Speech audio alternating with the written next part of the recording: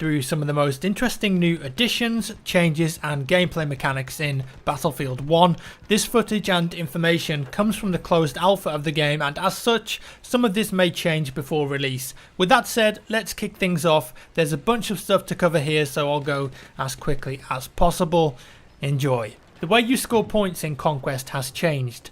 At the start of a match, both teams start with 0 points and gain points by capturing flags and holding them. The more flags your team has, the quicker you'll build points. Losing a ticket when you respawn and ticket bleed are a thing of the past now. In the build of the game we played, the first team to 200 points won, or whichever team had most points when the 20-minute time limit expired. The customization menu now shows you damage drop off and bullet drop off for each weapon in a graph. The information above that also includes damage, accuracy, hipfire control and rate of fire. Also in the customization there's a weapon modifications button, but they're not present in the closed alpha. This is the only screenshot I have of this. For the Model 10 shotgun, it appears that a grenade launcher attachment, different ammunition types and bayonets are some of the options. Battlefield 1 runs at a 60Hz tick rate on PC by default. In layman's terms, this means better hit registration and netcode. You can use the bayonet charge to barge through closed doors. This can be used to surprise an enemy on the other side or as a means of a quick escape. There was a tank takedown mechanic in the build of the game we played at EA Play. Mugs TV has kindly given me permission to use his footage that he recorded of this. His Twitch and YouTube channels are linked down in the description below if you want to go and check him out. In the footage we see that Muggs has manually climbed on top of an enemy tank and is offered to press the F key to initiate a takedown. He does so and then presses left click. A missing animation presumably plays, followed by an explosion, and as you can see, the right side of the tank is completely blown out and has taken massive damage. The enemy tank driver gets out and then Muggs gets in, revealing that the tank has taken 72 damage. We're unsure if this feature will make it into the final game. Westy reported that this is a single player only feature, so it could be that the code was still present in the multiplayer build of the game that we played. There is no command mode in Battlefield 1, that's gone. Soldiers can be set on fire via incendiary grenades and potentially flamethrowers. You can kill enemies with the revive syringe. BF1 features behemoths. These are massive vehicles that are called in during a game. On the St. Quentin Scar map we played, if one team is losing heavily, it appeared that at roughly halfway through the time limit of the game, the losing team were reinforced with an airship. This could be based on time limits but also on points. However, if the game was close and both teams had similar points, the airship did not spawn in. The airship can be controlled by the pilot in horizontal directions but not elevation. It can drop bombs and has several machine gun locations on it, underneath and on the top.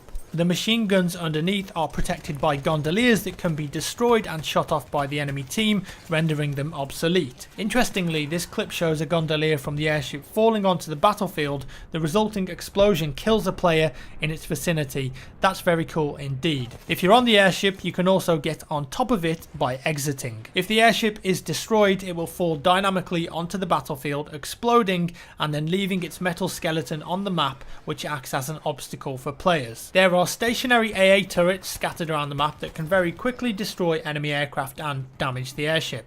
Sniper rifles for the scout class have one hit kill sweet spot ranges. At close range, an upper body shot will probably not kill a full health opponent, but a headshot more than likely will. However, if you move further back and fire a shot in that particular sniper rifle's sweet spot range, there is a possibility you will one hit kill a full health opponent with an upper body or neck shot. Drag has also been added to the bullets, so extreme range shots will drop off a lot and be very hard to hit on your first attempt. When playing as the medic class, you can press Q to quickly throw bandages at an injured teammate. Every player in the game has a gas mask and can press T to equip it. This will protect you from gas, but the trade-off is that you can only hip fire whilst wearing it. Assault players wielding SMGs or shotguns in gas and close ranges will have a distinct advantage here. You no longer appear on the minimap whilst firing your weapons, and you will only be there if you've been spotted by another player or a gadget. The minimap also no longer displays enemy orientation, instead they're now a small diamond shape.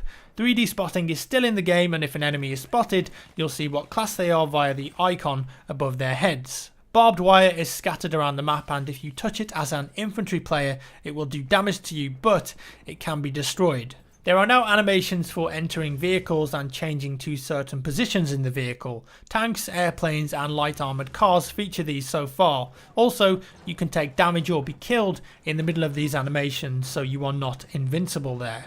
A squad leader can use the Comoros to select a flag to attack without having to look at the flag like in previous Battlefield games, and it appears that squad orders have 1-minute timers on them, acting as a little side mission for your squad to undergo. You can also see members of squads in the squad select screen. It looks pretty cool if you ask me. Every time you hit an enemy, you'll see what damage you've done to them. The deploy screen is an actual real-time 3D map of the battlefield, offering the player a better overview of the map before he or she spawns into it. BF1 has a dynamic weather system. In the build we played, the weather would randomly be assigned.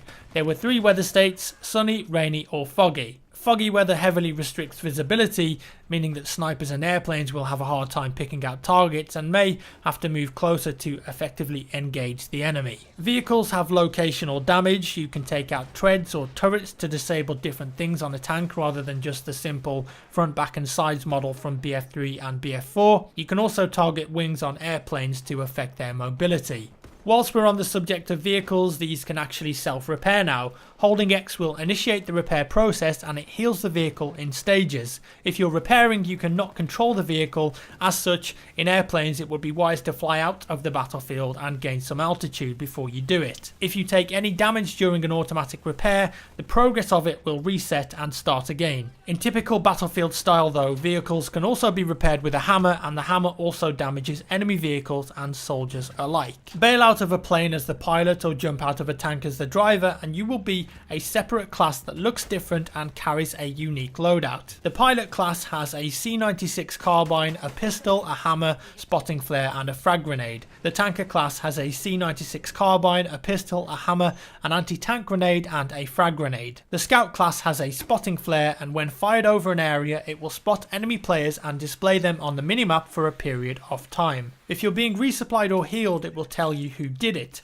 and if you're dead, you'll be told if there's a medic nearby, influencing your decision to request a revive and wait, or instantly go back to the deploy screen. Dying will also alert nearby medics of your death if you're in a revivable state. And finally for today, there are no counter knives in the game, but there are takedowns, resulting in a very quick in and out animation and providing the aggressor with a shiny dog tag. And that's all I wanted to share for this video. I hope you guys enjoyed it and learnt something here. Obviously there's a load of new mechanics to explore, and as I said at the start, this is closed alpha, so expect a lot to change before launch in October. Thanks for watching guys, and if you enjoyed the video, do give me a thumbs up, that would be amazing. If not, a thumbs down, and I'll see you in the next one.